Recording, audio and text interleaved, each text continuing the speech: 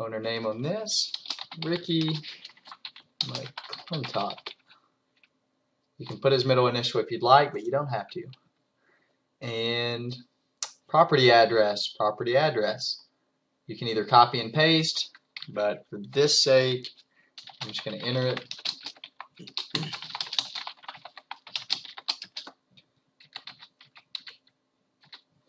And let's go ahead and get the phone number again. And here's how we do that once again. You're going to go to your property, your courthouse website, and you're going to click on plaintiff. And you can see Ricky, we want his phone number, the owner's. So it has to have his name right there, the owner's name, and there's his phone number.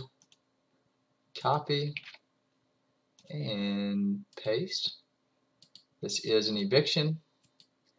Now the mailing address is going to be right here. I usually do this. So this is what you can do that makes it, I think, quite a bit easier. So there's that. And it's always a postcard for evictions. And it's always going to be the year, GT, and then whatever number the case is. For this one, we can see it's this right here. 12 GT 10338. Go ahead and submit that, and then you're on to the next. Right click, next case. We have another Park Center housing. We're going to go next, and next again. And here could be one, Hassan. Let's see what address we're looking up. Let's see. Yep. The address that we're looking up is 1291 4th Avenue South. There's see, you don't want to enter that phone number. Make sure that whenever you enter a phone number, make sure that it says plaintiff. I don't want to see any of this in there. That is not good, because that means I'm calling a completely wrong person. But for the address, this is the one of the person that is getting kicked out. That's the house that the owner owns, 1291 4th Avenue South.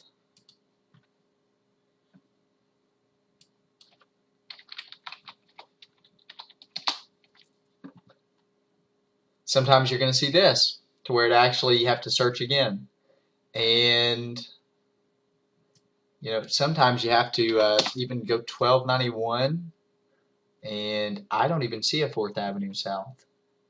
So sometimes you just have to, you try to get creative with it, but you know what, this may even be something totally different from commercial, so we're just going to say next. Not going to put too much time into it. If you're looking a lot of places and you're not finding it, I'll show you a couple of ways, maybe on some more examples here in a minute, but I would just say go next. And here's another one that could be a good one, Raymond Singer. So let's look him up. Click on defendant, and oh, you can see with this the same address from where they live at. So let's check this out. 4920 Boyd Drive. Let's put that in. 4920 Boyd. Raymond Singer. That's what I thought. See, property, this does not pass the test. He actually lives at that address, and he's kicking someone out of the house too that probably lives with him. So you don't want that, because he lives there at the house. He's probably not going to be as motivated to sell. So we're just going to go next. If you ever see the property and mailing address the same, don't do it. Don't use it. So let's go back to the next case here. Okay, so with this one, I'll share with you how I know to roll this one out. 411 number 10 East Old Hickory. Remember how I said if it goes over C, you don't want to put it in? Well, number 10 is probably going to be a multi-unit house there's probably an apartment complex. Because number 10, that means there's at least 10 units on that thing. We don't want it. We only want 3 max. So we're going to go next on that. And see how David Adcock right here? Well, even when we go to next, you can see his name pop up on the next one. I've already seen it, but it comes up again.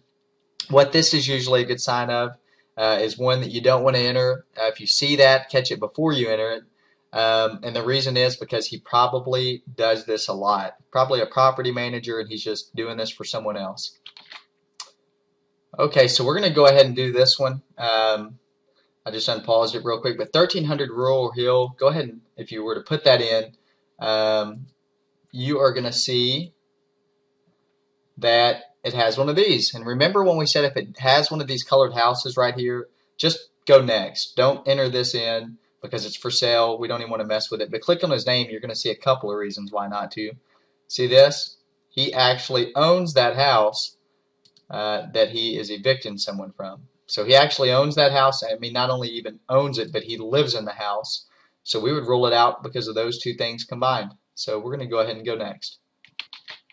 As you can see, I went forward a little bit, but I found this guy right here, and you can see, well, first, it looks like well, no, that's not his place. That person is now in jail. So what I was going to say is this guy had filed a couple as well, evictions the same day. You just want to pass over those. If you see that trend, just know that that guy is doing this a lot. We don't want to mail to him. So just keep going next. All right, here's another one we're not going to enter. 1102 Joseph. I plugged that in, and so here it is. The property address, and where they live is the property address too. So we're going to throw that one out because they have the same address. So I feel that that should wrap up this tutorial for you, and hopefully you get a good idea as to how you're going to actually use this information here to enter this address onto this page, and then simply click search or enter, and then click on that address and find the information that you're looking for.